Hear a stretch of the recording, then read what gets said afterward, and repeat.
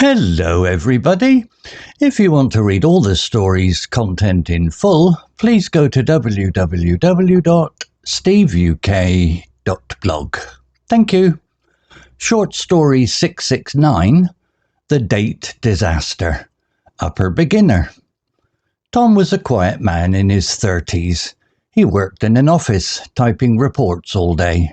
But today was different. Today was his first date with Anna. Anna was beautiful, with long brown hair and a smile that made Tom's heart race. They met at a coffee shop last week. Tom had spilled his tea on the table, and Anna had laughed.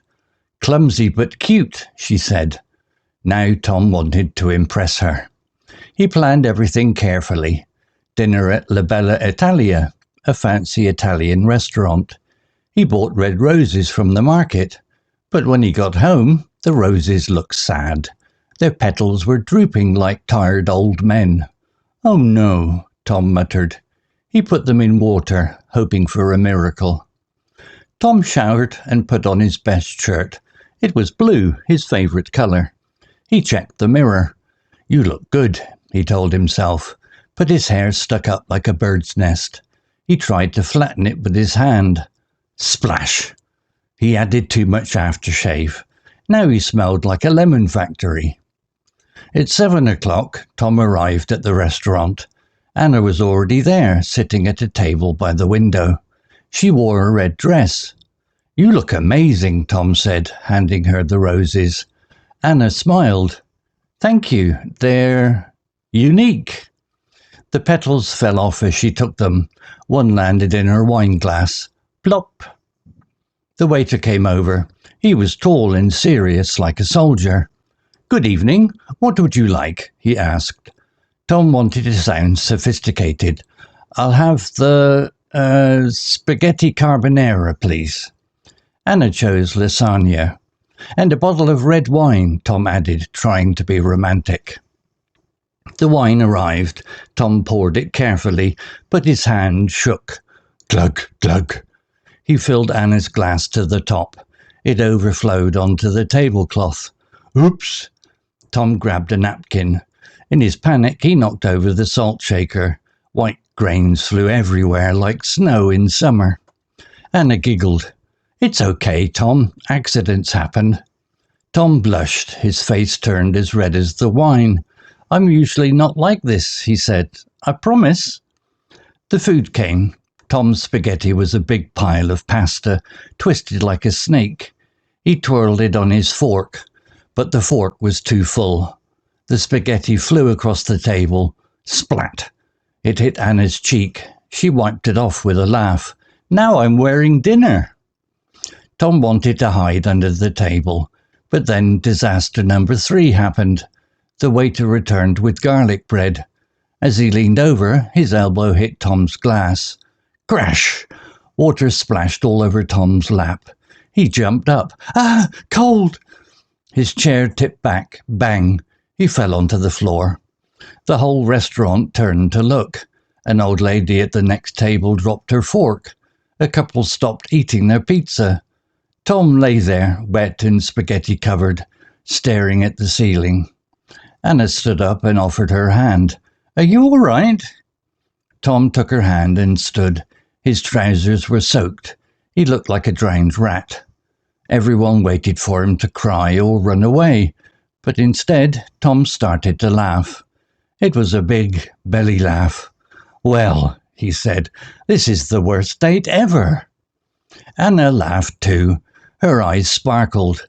"Actually," she said, "it's the best. No one has made me laugh so much." The waiter helped Tom up and brought fresh clothes from the back, an apron that said "Chef's Helper." Tom tied it on. Now he looked like a silly cook. They sat down again. The restaurant clapped. The old lady shouted, "Bravo!" Tom and Anna ate their food, sharing stories. Tom told her about the time he got stuck in a lift at work. Anna shared how she once dyed her hair green by mistake. The wine flowed, without spilling this time. By dessert, they were holding hands. As they left the restaurant, Tom said, "I'm sorry about tonight." Anna squeezed his hand. Don't be. I like real people, not perfect ones. Let's do it again, but maybe with pizza next time. Tom walked down a home under the stars. He felt happy, not nervous. Sometimes disasters are just the start of something wonderful. Vocabulary notes. Clumsy, adjective, meaning not careful or graceful, likely to drop or break things. Example, clumsy but cute, she said.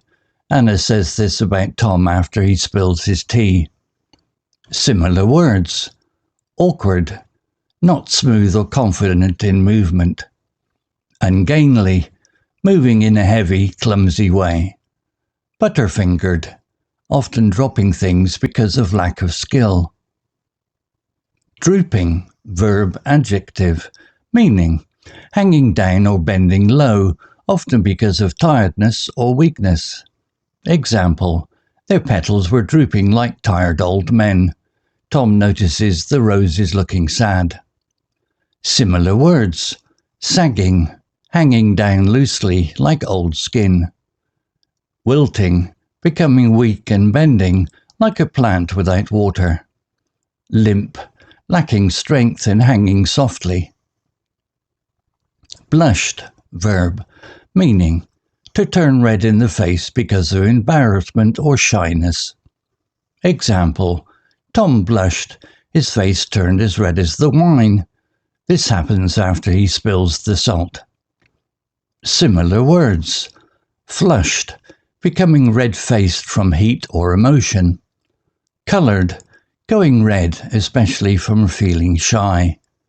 Crimsoned, turning a deep red colour suddenly. Twirled, verb, meaning to spin or twist something quickly around. Example, he twirled it on his fork. Tom tries to wrap the spaghetti neatly. Similar words, spiraled, moved in a twisting circular path. Whirled, spun around very fast. Rotated, turned around a central point. Soaked, adjective, verb, meaning wet through with water or liquid. Example, his trousers were soaked. He looked like a drowned rat after the water spills on Tom. Similar words, drenched, completely wet as if under heavy rain. Saturated, filled with liquid until no more can be absorbed. Sodden, very wet and heavy from water. Story written by Grok 4 Fast AI. Image created by Grok 4 Fast AI. To read all the story's content in full, please go to www.steveuk.blog. Thank you. CC Music, drifting at 432 Hz, Unicorn Heads. Welcome to the Deep Dive. Today, we're doing something a bit different. We're taking just one short story about maybe the worst first date ever, and we're going deep to see what it tells us about, well, resilience, connection, and maybe even vocabulary. It's a fascinating little piece, really. It follows this guy, Tom. He's quiet, 30s, getting ready for a date with Anna. Right.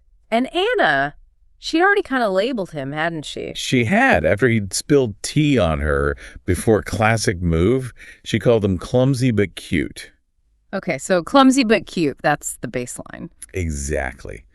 But Tom, bless him, he ignores the cute part and zooms in on the clumsy. He decides he needs to be perfect. Classic overcorrection. So, fancy restaurant, red roses. Jack and Jack, La Bella Italia, red roses. But the story tells us right away this isn't going well. The roses, already drooping like tired old men. Oh, dear. Not a good sign. Not at all. And his look. Yeah. He tried, but his hair was a bird's nest, apparently. Right. And the aftershave. Let's just say Lemon Factory sums it up. So he's basically a walking example of awkwardness before he even walks in the door. Pretty much. He's trying so hard not to be clumsy. He's radiating effort. And then, well, they get to the restaurant. And the carefully constructed plan starts to crumble. Instantly. He hands over the droopy roses, and a petal immediately falls off. Plop. Right into Anna's wine glass. No. Oh, the definition of ungainly, right? That physical gracelessness under pressure. Totally. And it just snowballs. He tries pouring the wine to recover. Hand shakes. Overfills her glass. Okay. Tries to steady himself. Knocks over the salt shaker. White grains everywhere, like snow in summer, the story says. Wow. You can just feel the internal screaming. He must have been mortified. The story actually mentions he blushed, turned completely red as the wine he just spilled. Yeah. So, physically signaling total disaster. But still trying to salvage it, I bet. Oh, yeah. Still thinks he can pull it back. Yeah. Which leads us to the spaghetti. Oh, I have a bad feeling about this. He tries to look sophisticated, give his spaghetti a little twirl on the fork, and sends it flying. Across the table. Splat. Right onto Anna's cheek. You cannot make this stuff up. A spaghetti attack on a first date. It gets worse. How can it possibly get worse? The waiter, trying to help maybe, knocks a glass of water right into Tom's lap. No, completely soaked. Like a drowned rat. And then, the grand finale, he tries to stand up, probably in shock, trips, and just falls over. Bang. Okay, that's it. Game over. Humiliation complete. Yeah. The entire restaurant watching. Exactly. Everyone's waiting for tears for him to run out. But instead, he's lying there, soaked, probably bruised, and he just starts to laugh. Big genuine laugh. And declares, well, this is officially the worst date ever. Wow. Okay. That changes everything, doesn't it? He just owned it. Completely. He dropped the act. He embraced the clumsiness. He stopped being accidentally butterfingered and just became authentically disastrous. And Anna's reaction. That's the key. She starts laughing, too. Says it was the worst, but also the best because, she likes real people, not perfect ones. Ah. So his complete failure was actually his biggest success. I like it. Even the restaurant apparently burst into applause.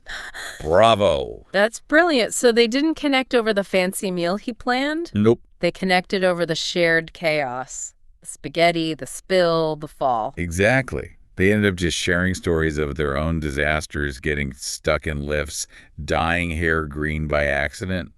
Real stuff. Right. And they planned a second date. Pizza, I hope. Something less hazardous. Pizza it was. Much safer. So the big takeaway here, it seems like trying to be perfect just isolates you, maybe? I think that's a really good way to put it. That striving for flawlessness builds walls. But showing your imperfections, your vulnerability, that's what actually lets people in. It's the difference between being polished and being present. Well said. Perfection is static. Imperfection is where life and connection actually happens. Yeah.